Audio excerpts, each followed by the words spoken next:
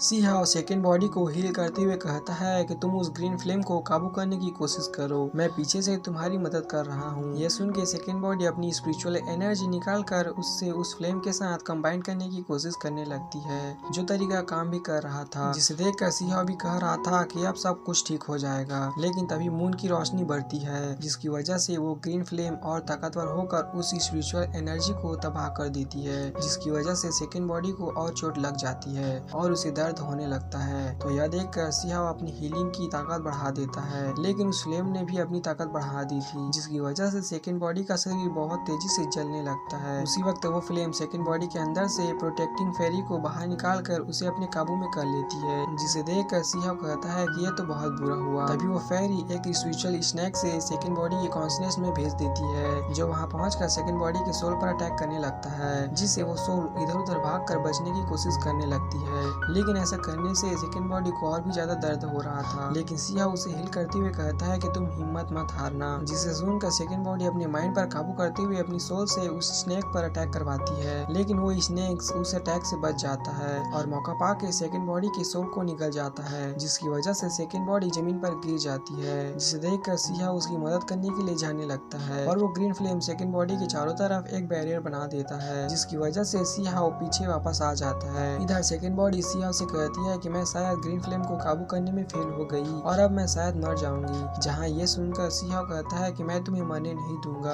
अब ये बोल के सिहाओ जबरदस्ती उस बैरियर के अंदर जाने लगता है, जिसकी वजह से उसकी बॉडी भी जलने लगती है। तो ये देख कर सेकेंड बॉडी रोते हुए कहती है कि सिहाओ तुम वापस जाओ। लेकिन सिहाओ वापस नहीं जाता, बल्कि वो बैरियर पर रिइंकार्नेशन टेक्निक का इस्तेमाल करने लगता है, जहाँ ऐसा करते हुए उसकी बॉडी में क्रैक आने लगते हैं, जिसे देख कर सिहाओ सोचता है कि इतनी सी देर में मुझे इतना दर्द हो रहा है, तो पता नहीं सेकेंड बॉडी ने इसे इतनी देर तक कैसे झेला होगा। इस तरह सेकेंड बॉडी को सिहाओ और अपने पुराने पल याद आ रहे थे, जिसे याद करते हुए वो हिम्मत करके उठने की कोशिश करने लगती है, लेकिन उठ नहीं पाती। उसी वक्त वो फिल्म अपनी ताकत बढ़ाकर सिहाओ को फिर से पीछे कर देती है, तो सिहाओ अपनी स्पिरिचुअल पावर से अटैक करता है, लेकिन वो फिल्म उसे और पीछे कर देती है। तभी सेकेंड बॉडी की भी आंख बंद हो जाती है, जिसे देखकर सिहाओ कहता है कि तुम ऐसे नहीं मर सकती। अब इन सब की वजह से सिहाओ को बहुत गुस्सा आ गया था और उसका वो एम्परर वाला आर्मर एक्टिवेट हो जाता है, जहाँ उसके वो ब्लू विंग्स भी खुल जाते हैं। जिसके बाद सिहाओ सीधा उस बैरियर की तरफ बढ़ता है और उस बैरियर को तोड़ते हुए सेकेंड बॉडी को उससे बाहर निकाल लेता है। जिसके बाद वो सोचता है कि इस आर्मर की ताकत बहुत गजब की है, क्योंकि ये आर्मर उस फ्लेम की ज्यादातर पावर को एब्जॉर्ब करके मुझे प्रोटेक्ट कर रहा है। अब सिहाओ वो आर्मर सेकेंड बॉडी को पहना देता है ताकि वो उसे प्रोटेक्ट कर सके।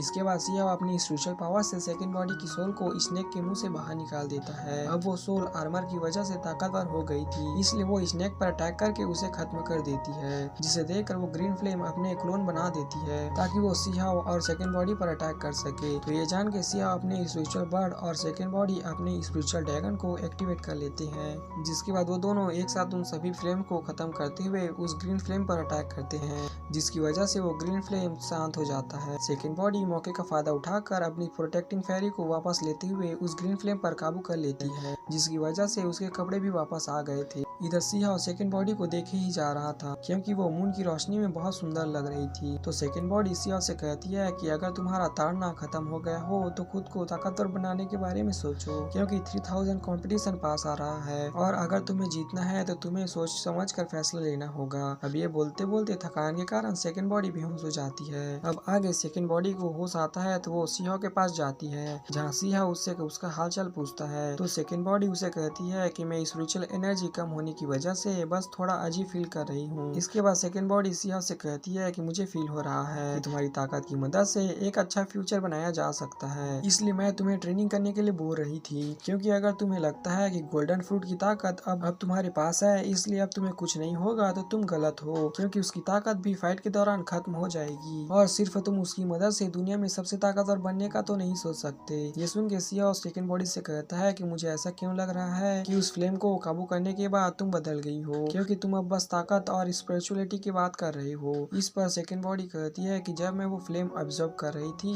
तब मुझे एहसास हुआ कि ये पूरा वर्ल्ड, इसकी सारी चीजें एक मोह माया है। हमें ताकतवर बनने के लिए धीरे धीरे इन सभी चीजों से अपनी अटैचमेंट खत्म करना होगा। ये सुन के सियाओ कहता है कि तुम धीरे धीरे दुनिया से अटैचमेंट खत्म करके कल्टीवेशन करने का नया रास्ता चुन रही हो। इस पर सेकंड बॉडी कहती है कि हो सकता है तुम्हें समझ न आए या मैं तुम्हें समझा नहीं पा रही। असल में ये फ्लेम ट्रू इमोर्टल का छोड़ा हुआ एक सीड है जो हमें फ्यूचर में अकेले रहने में मदद करेगा। अब ये बोल के सेकंड बॉडी सियाओ और अपनी पुरानी यादें याद करने लगती है क्योंकि उसे लग रहा था कि धीरे धीरे ये सब खत्म हो जाएगा और जैसे जैसे वो ताकतवर बनेगी वो अकेली रह जाएगी। पर यह बात सियाओ को अच्छी नहीं लगती, इसलिए वो बोलता है कि ऐसा जरूरी नहीं है। ताकत बढ़ाने के लिए सबसे अटैचमेंट को खत्म करना ही एकमात्र रास्ता नहीं है, और अगर ऐसा है भी तो जरूरी नहीं है कि मुझे अकेले ही रहना होगा, और अकेले रहने में ये बस फ्लेम मदद करेगी। इंसान चाहे तो एक पेड़ से भी बात कर सकता है, उससे भी अपना अकेलेपन दूर हो सकता है, जिसके कारण वो पेड़ ही उस इंसान का इमोर्टल सीड बन जाएगा। उसी वक्त सियाओ पर लाइटनिंग होती है जो देखकर उसे लगता है कि किसी ने उस पर अटैक किया है। तभी सेकंड बॉडी उसे बताती है कि मैंने सुना था कि एंशिएंट टाइम में अगर कोई कल्टीवेशन के रूल्स को तोड़ने की बात करता है तो उस पर लाइटनिंग स्ट्राइक होती है। ये सुन के सियाओ कहता है कि ऐसा कुछ नहीं है, मैं बस अनलकी था इसलिए मुझ पे लाइटनिंग स्ट्राइक हुई। अब सेकंड बॉडी सियाओ से कहती है कि मैंने सुना है कि कई लोगों को डिवाइन फ्लेम नहीं मिलती, पर मुझे ऐसा लगता है कि तुम्हें भले ही डिवाइन फ्लेम ना मिले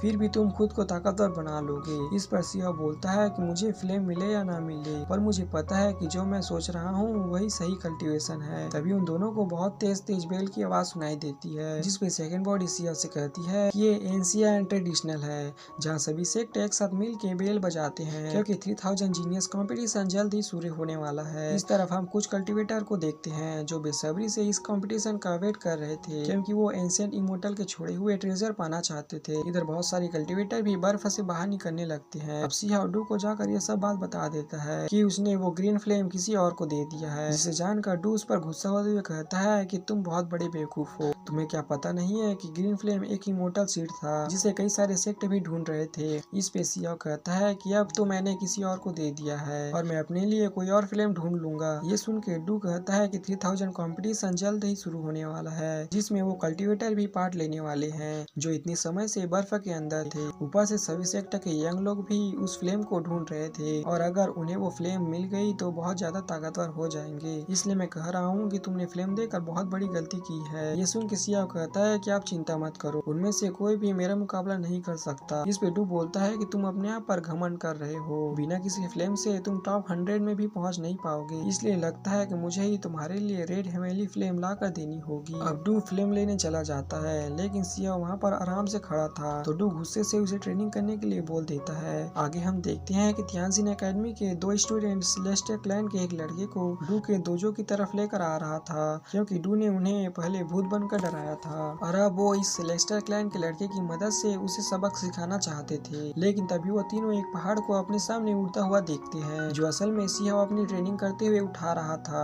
इधर सेलेस्टियल क्लैन का बंदा उन दोनों स्टूडेंट से पूछता है कि क्या तियानजिन एकेडमी के पहाड़ ऐसे ही उड़ते हैं। इस पे वो दोनों मना करते हैं। इसके बाद वो तीनों उस पहाड़ के पास जाने लगते हैं। तभी सियाओ का पहाड़ दूसरे पहाड़ से टकरा जाता है, जिसकी वजह से सियाओ के पहाड़ के साथ नीचे आ जाता है। लेकिन वो तीनों सियाओ को नहीं देख पा रहे थे, इसलिए उन्हें लगता है कि फिर से डू उन्हें भूत बनकर डरा रहा है। इसलिए वो दोनों स्टूडेंट बोलते हैं कि तुम्हारा खेल खत्म हुआ, हम सेलेस्टियल क्लैन के सीनियर को तुम्हें सबक सिखाने के लिए बुलाकर आए हैं। तो सेलेस्टियल क्लैन का नाम सुनते ही सियाओ गुस्से से वो पहाड़ को तोड़ते हुए एक पत्थर से अटैक करते हुए कहता है कि जाकर जितने भी सेलेस्टियल क्लैन के लोगों को बुलाना है बुला लो, मैं उन सभी को मार दूंगा। इस तरफ हम तियानजिन एकेडमी का रिलैक्सिंग एरिया देखते हैं, जहाँ सेलेस्टियल क्लैन और तियानजिन एकेडमी के स्टूडेंट बैठे थे। तभी तियानजिन एकेडमी का एक स्टूडेंट सेलेस्टियल क्लैन के स्टूडेंट लीडर से पूछता है कि मैंने सुना है कि हुआंग नाम के बंदे ने सेलेस्टियल क्लैन को परेशान करके रखा है, क्या ये सच बात है?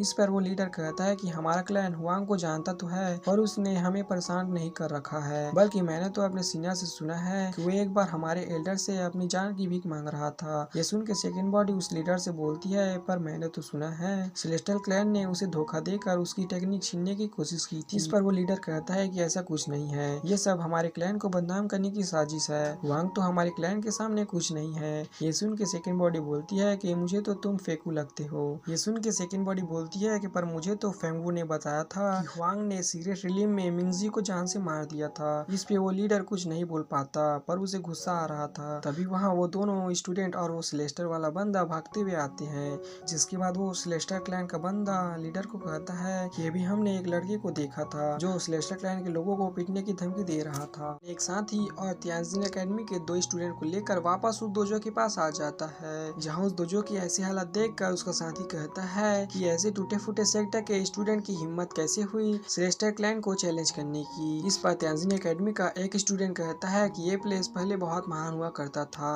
उसी वक्त वो लीडर कहता है कि लगता है जैसे ये जगह है वैसे यहाँ के लोग होंगे। इस तरफ सिहा दोजो के अंदर एक पेड़ के नीचे बैठकर आराम करते हुए सोच रहा था कि हर दिन मुझे वो पहाड़ उठाना पड़ता है और जब भी मैं किसी चीज से टकरा जाता हूँ तो वो बूढ़ा मुझे बहुत डांटता है। ऐसा लगता है कि मेरी लाइफ तो बर्बाद हो गई है। उसी वक्त सिहा को उस लीडर की आवाज सुनाई देती है जो उसे बाहर बुला रहा था। तो उसकी आवाज सुन के सिहा दोजो के बाहर आकर उस लीडर से कहता है कि तुम क्यों चिल्ला रहे हो।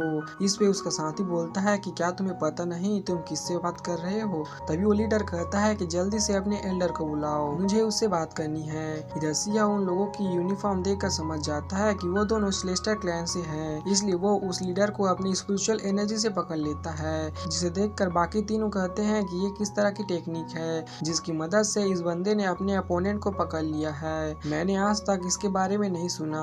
उसी वक्त सिया उस लीडर के पास आकर उससे कहता है कि अगली बार से जो भी बोलना सोच समझ के बोलना। अब ये बोल के सिया उस लीडर को पटक पटक के मारने लगता है। जिसके बाद वो कहता है कि मैंने पहले से ही कहा था कि अगर कोई भी सेलेस्टर क्लैन का बंदा यहाँ आया तो मेरे से पीटे बिना यहाँ से नहीं जाएगा। अब सिया उन तीनों से पूछता है कि क्या तुम इसके साथ हो। ये सुन के वो तीनों बंदे डर के मारे कहते हैं कि नहीं नहीं, हम तो इससे जानते ही नहीं है, हम तो बस ये दोजो देखने के लिए आए थे। तो सिया उस लीडर से उसका नाम पूछता है। इस पे वो लीडर कहता है कि मेरा नाम कुन है और मैं सेलेस्टर क्लैन के यंग जनरेशन के 6 हीरो में से एक हूँ। ये सुन के सिया को याद आता है कि जिया सेलेस्टर क्लैन के हीरो में से एक है, लेकिन इधर सिया के कुछ न बोलने पर उस लीडर को लगता है कि सिया उससे डर गया, इसलिए वो बोलता है कि तूने बहुत बड़ी गलती कर दी, अब इसे सुधारने का भी समय जा चुका है। अब वो लीडर वापस अपने आप को हिल कर लेता है। तभी वो साथ ही धीरे से बोलता है कि इस विकार से डोजो के स्टूडेंट ने सेलेस्टर क्लैन के कोई स्टूडेंट को परेशान किया है। अगर ये हेवनली डाइटी के सेक्ट मास्टर को पता लग गई तो वो इसका पूरा क्लैन खत्म कर सकता है। इस तरफ वो लीडर कुछ और ही सोच रहा था, क्योंकि जिया ने उसके 6 हीरो की जगह ले लिया था, जिसके कारण वो अब 6 हीरो नहीं था। लेकिन उसने ये बात किसी को नहीं बताई थी और इसी वजह से वो क्लैन से भी मदद नहीं मांग सकता था,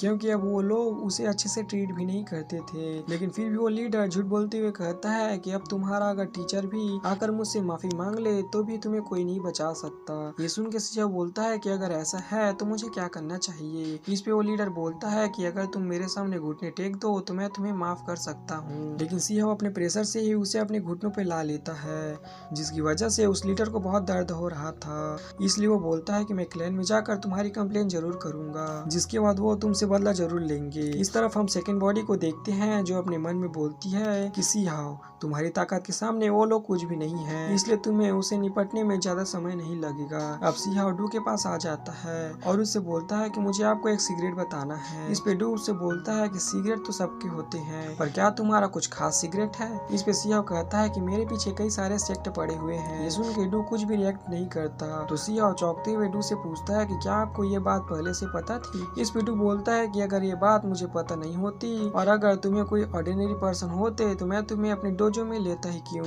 ये सुन के सिहाओ बोलता है कि अगर आपको सब कुछ पता ही है तो मुझे घबराने की कोई जरूरत नहीं है। इसके बाद सिहाओ कहता है कि मैं यहाँ के आसपास के सेलेस्टर क्लैन के एरिया को तबाह करना चाहता हूँ, क्या इससे कुछ प्रॉब्लम हो सकती है। इस पर डू उसे ऐसा करने की परमिशन दे देता है। तो सिहाओ वहाँ से जाने लगता है, लेकिन तभी डू उसे रोकते हुए सेलेस्टर क्लैन के एरिया का मैप दे देता है। तो उस मैप को लेकर सिहाओ सेलेस्टर क्लैन के एक माइंड में आ जाता है, लेकिन सिहाओ देखता है कि वहाँ तो बहुत सारे गार्ड और कल्टीवेटर हैं। मैप के अनुसार वहाँ तो कोई नहीं होना चाहिए था। तो इस बात का पता लगाने के लिए सिहाओ अपनी डबल पीपल आई का इस्तेमाल करके उन सभी में से 2 कल्टीवेटर की बात सुनता है, जो आपस में किसी स्टोन के बारे में बात कर रहे थे, जो हाल ही में सेलेस्टर क्लैन को मिला था। लेकिन इसके बारे में बाकी क्लैंस को भी अभी तक नहीं पता चला था और उसी स्टोन को प्रोटेक्ट करने के लिए वहाँ बहुत सारे गार्ड और कल्टीवेटर थे। साथ ही वो कल्टीवेटर सेलेस्टर क्लैन के हेवनली डेटी का वेट कर रहे थे, क्योंकि उनके बिना ये स्टोन क्लैन तक नहीं पहुँचाया जा सकता। तब स्टोन की जानकारी मिलने के बाद सिहाओ सब कुछ समझ जाता है और सोचता है कि अगर मैं उस स्टोन को चुरा लूं तो ये सेलेस्टर क्लैन के माइंड डिस्ट्रॉय करने में भी अच्छा काम होगा। अब सिहाओ वही इंतजार करने लगता है, जहाँ कुछ देर बाद वो बाहर घूम रहे कल्टीवेटर दूसरी जगह राउंड लगाने जाते हैं तो सी हाउ गार्ड की नजरों से बचते हुए अपनी लाइटनिंग स्पीड की मदद से माइंड के अंदर चला जाता है और स्टोन को माइंड के अंदर ढूंढने लगता है। तभी सी हाउ एक जगह से बहुत तेज रोशनी आती हुई दिखाई देती है तो सी हाउ जल्दी से वहाँ से भाग जाता है क्योंकि उस स्टोन के पास 2 कल्टीवेटर थे। तो उन्हें देखकर सी हाउ सोचता है कि मुझे इन दोनों को कहीं और भेजना होगा।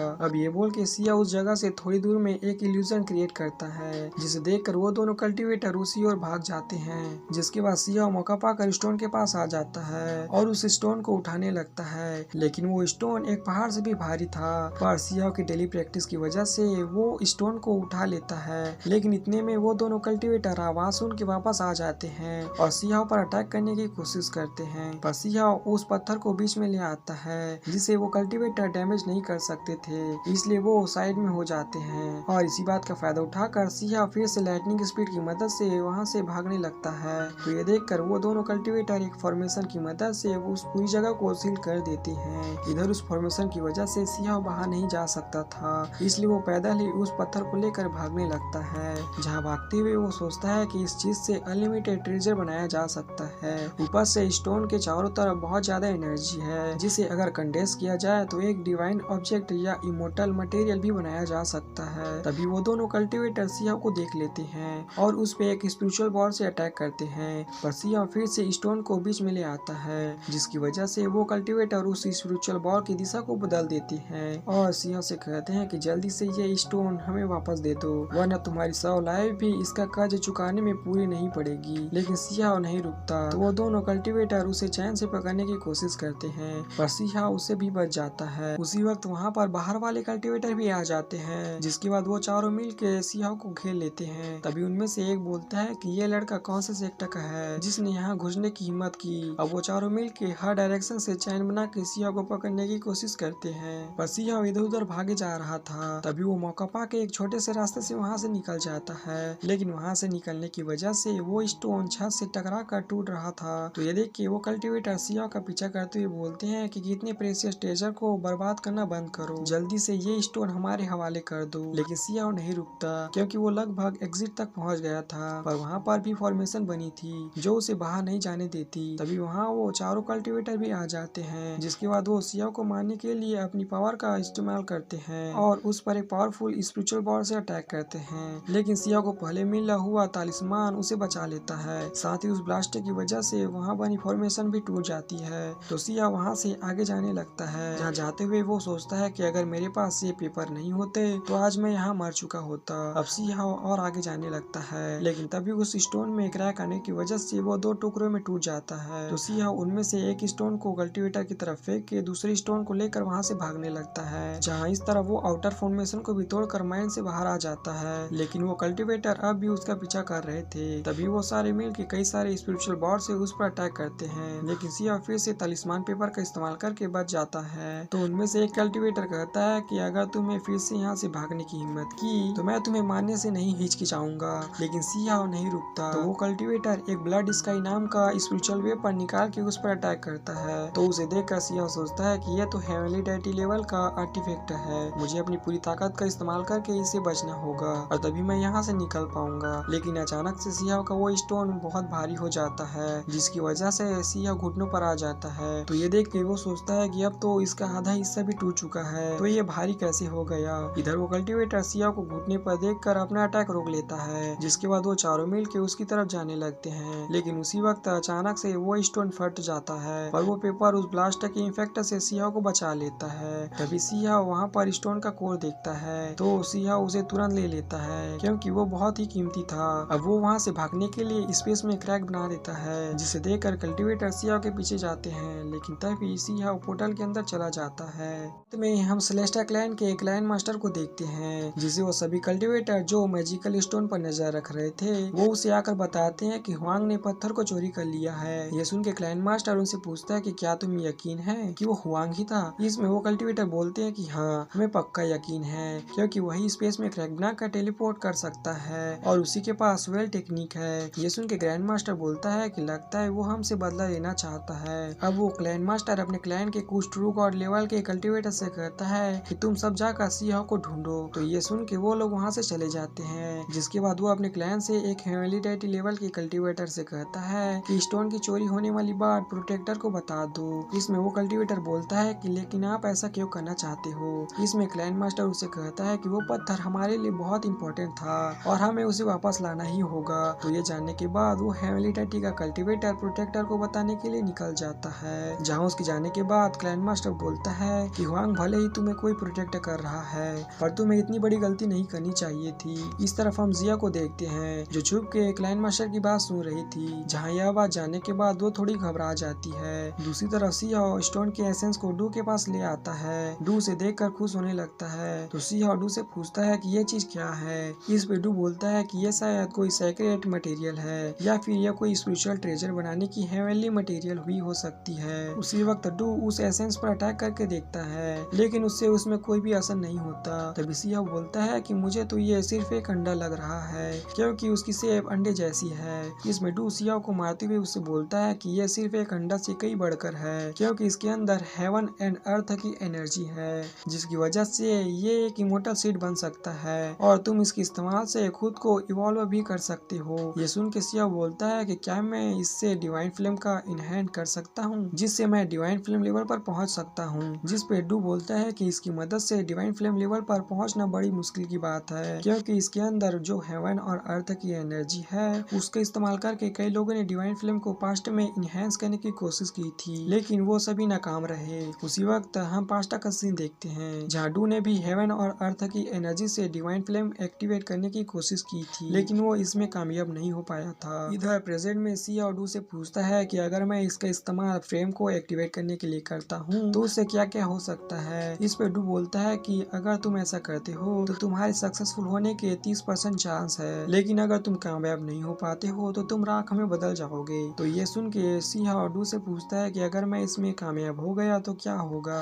इस पे डू बोलता है कि वो तो मुझे नहीं पता पर मैं इतना कह सकता हूँ कि कामयाब होने के बाद तुम्हारी बॉडी का हर हिस्सा कल्टीवेशन से जुड़ जाएगा। तो ये सुन के सिया ये मेथड इस्तेमाल करने के लिए रेडी हो जाता है और डू सिया से कहता है कि ये रास्ता जिंदगी और मौत का है। इस पे सिया कहता है कि अगर मैं ट्राई नहीं करूंगा तो मुझे पता कैसे चलेगा कि इसमें कामयाब हुआ जा सकता है या नहीं। उसी वक्त डू अपने पास्टा का सीन याद करता है जहाँ उसने भी सेम यही बात अपने टीचर से कही थी। तो यह सब बात याद आने के बाद डू उन सभी 89 हेवनली स्किल को सिया को दिखा देता है जो वो सभी सिया को सिखाना चाहता था। जहाँ ऐसा करने के बाद वह सिया से बोलता है कि अगर तुम्हें ये मेथड ट्राई ही करना है और अगर तुम इससे पीछे नहीं हटना चाहते हो तो तुम्हें पहले 89 हेवनली स्किल को सीखना होगा जो उन लोगों की है जो इस मेथड को ट्राई करते हुए पास्ट में मर गए थे। इस तरफ हम सेलेस्टा क्लैन के लोगों को देखते हैं जो आसपास के शहरों में जाकर बहुत तेजी से सिया को ढूंढ रहे थे। इधर डू सिया से बोलता है कि 89 हेवनली स्किल ट्रेजर को मैनेज करने की तकनीक है जिसको सीखने के लिए फिजिकल बॉडी माइंड और बोन को कोऑर्डिनेट होना जरूरी है। जहाँ ऐसा होने के बाद तुम ये टेक्निक सीख सकते हो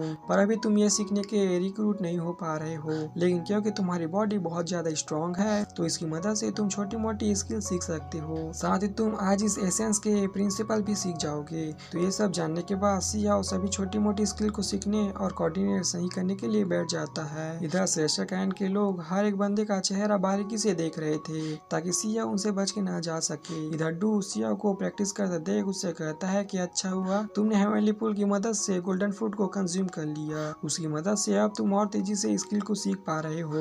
उसी वक्त सिया अलग अलग टेक्निक ट्राई करने लगता है जहाँ उसकी पहली टेक्निक से आसमान से आग के गोले बरस रहे थे और दूसरी टेक्निक में लेजर की तरह सामने वाले पहाड़ में छेद कर देती है। तभी सिया के अंदर से एक स्पिरिचुअल ड्रैगन बाहर निकलता है जिसे देखकर डू सोचता है कि ये बस वेरिएबल लेवल पर है लेकिन पता नहीं कैसे इसकी ब्लड एनर्जी का ड्रैगन बाहर आ चुका है।